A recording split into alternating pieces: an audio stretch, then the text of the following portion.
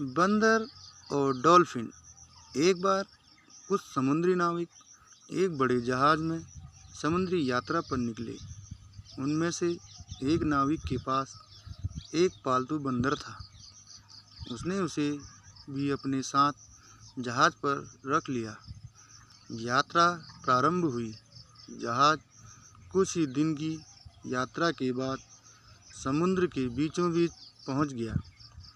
गंतव्य तक पहुंचने के लिए नाविकों को अभी भी कई दिनों की यात्रा करनी थी।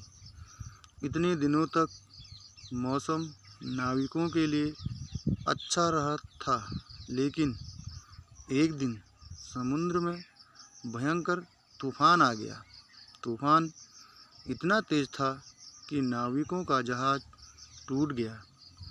नाविकों के जहाज को बचाने की बहुत कोशिश की, लेकिन अंततः जहाज पलट गया।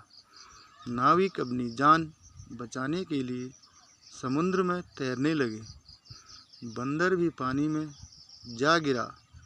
उसे तैरना नहीं आता था। वह डूबने लगा और उसे अपनी मौत सामने नज़र आने लगी। वह अपनी जान बचाने के लिए चीख पुकार मचाने लगा। उसी समय एक डॉल्फिन वहाँ से गुजरी। उसने बंदर को डूबते हुए देखा तो उसके पास गई और उसे अपनी पीठ में बिठा लिया। वह बंदर को लेकर एक द्वीप की ओर तैरने लगी। द्वीप पर पहुंचकर डॉल्फिन ने बंदर को अपनी पीठ से उतारा। बंदर की जान में जान आई। डॉल्फिन ने बंदर से पूछा, क्या तुम इस स्थान को जानते हो? हाँ, बिल्कुल। यहाँ का राजा तो मेरा बहुत ही अच्छा मित्र है। और तुम जानती हो कि मैं भी एक राजकुमार हूँ। बंदर की आदत बढ़ा चढ़ाकर बात करने की थी।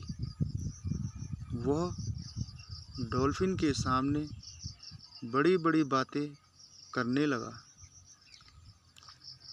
डॉल्फिन समझ गई कि बंदर अपनी शान बघारने के लिए झूठ बोल रहा है, क्योंकि वह एक निर्जन द्वीप था जहाँ कोई भी नहीं रहता। वह बंदर की बात का उत्तर देती हुई बोली, ओह, तो तुम एक राजकुमार हो। बहुत अच्छी बात है, लेकिन क्या तुम्हें पता है कि बहुत जल्द तुम इस द्वीप के राजा बनने वाले हो? राजा और मैं कैसे? बंदर ने आश्चर्य से पूछा। वो इसलिए कि तुम द्वीप पर इकलौते प्राणी हो, इसलिए बड़े आराम से यहाँ के राजा बन सकते हो। मैं जा रही हूँ। अब तुम अपना राजपाट संभालो। इतना कहकर डॉल्फिन तैरकर वहाँ से दूर जाने लगी। बंदर पुकारता गया और उसने झूठ और शेखी से नाराज डॉल्फिन उसे वहीं छोड़कर चली गई। सीख: व्यर्थ की शेखी बघारना मुसीबत को बुलावा देना है। जय श्री राम।